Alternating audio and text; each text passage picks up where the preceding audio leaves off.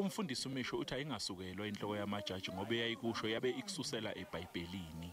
The Chief Justice, what he did was biblical. Yes. From the biblical point of view, he cannot be faulted.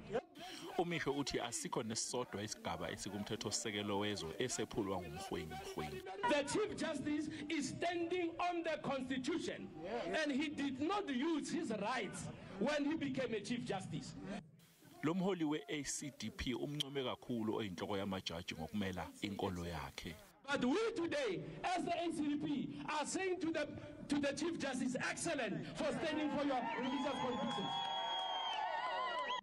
Ubesephosela inselele laba abagxeka inhloko yamajaji ngokuphawula kwayo.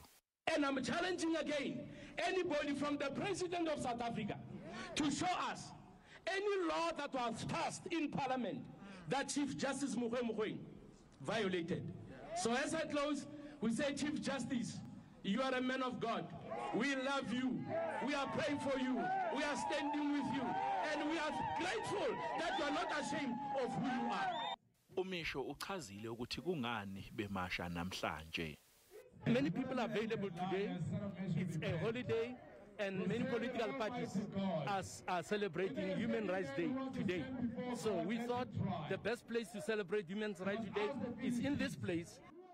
Ikomiti elibhekela ukuziphatha kwamajaji layalela uMogoeng ukuthi akhoxisa ukuphawula kwakhe ngokweseke iIsrael bese eyaxolisa yena wafaka isicelo sokubukezwa kwalolu daba kodwa ke usuku nesikhathi sokubukezwa kwalo besingakaziwa.